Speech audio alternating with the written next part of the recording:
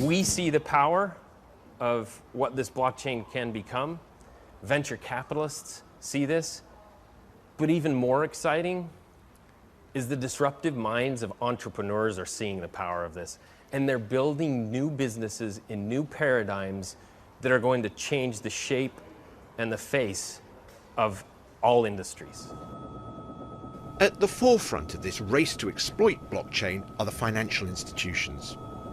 From the bank's perspective, one of the reasons they got in trouble is because they didn't trust each other. Blockchain, at its heart, is a system that allows people that don't trust each other to trust each other. That's very, very useful for a banking system that, let's face it, got into trouble because it did not trust each other. Okay, so enough with the drum roll. What exactly is blockchain? Well, it comes from the shady, anarchic world of Bitcoin.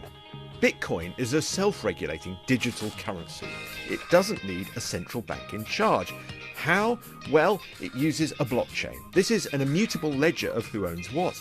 Every time Bitcoins are transferred, another block of data is added to the chain.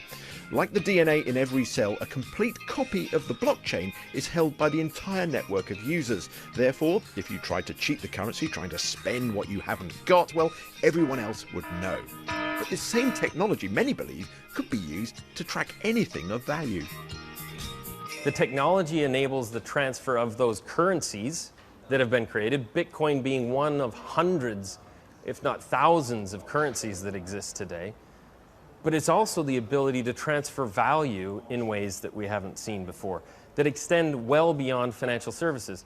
It can go into, for example, a retailer that wants to be able to verify that their goods that they are marketing as organic in their grocery store. The blockchain allows the ability to track the actual creation of those goods and through the supply chain verify that they actually are organic, so that then where they are then marketing them to their end customers, they're confident that it actually is organic. That's just one simple use case.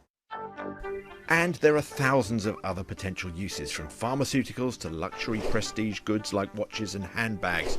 The music and film industries are excited that blockchain could be the technological answer to piracy, and the insurance industry thinks it might help tackle fraud. I mean, ultimately the diamond comes out of the ground, it becomes certified and known as a... For Leanne Kemp, blockchain means diamonds. A diamond blockchain, she says, could record each gem's unique combination of attributes, giving it a sort of DNA. She's had investment from Barclays to develop her ideas. It gives us a global ledger. It gives us actually global transparency over the supply chain and the chain of custody of the diamond. Where did the diamond come from? Was it a blood diamond? What's the provenance? What mine did it come out of? At the moment, we have a number of regulated authorities that sit in between systems and consensus opinion that actually have provided some great processes like the Kimberley process to ensure that blood diamonds do not run themselves into the retail space. But now, for the very first time, we have a global ledger. It's permanent and immutable, so therefore I can't change the record. So from a perspective of trust, we know that those records are indeed correct. Blockchain actually holds out the prospect of smart contracts. That is, contracts that police and enforce themselves. For example, suppose a car makes a journey. A road use payment could automatically be triggered. No need for a big central database, no need for enforcement authorities.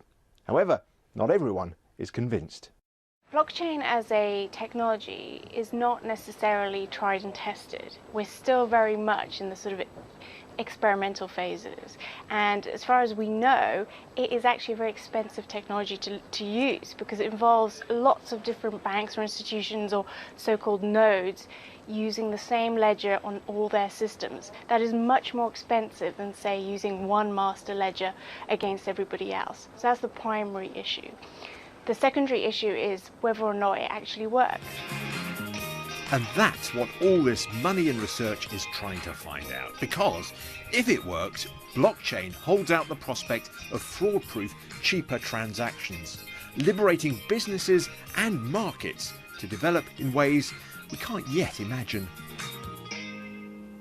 Let's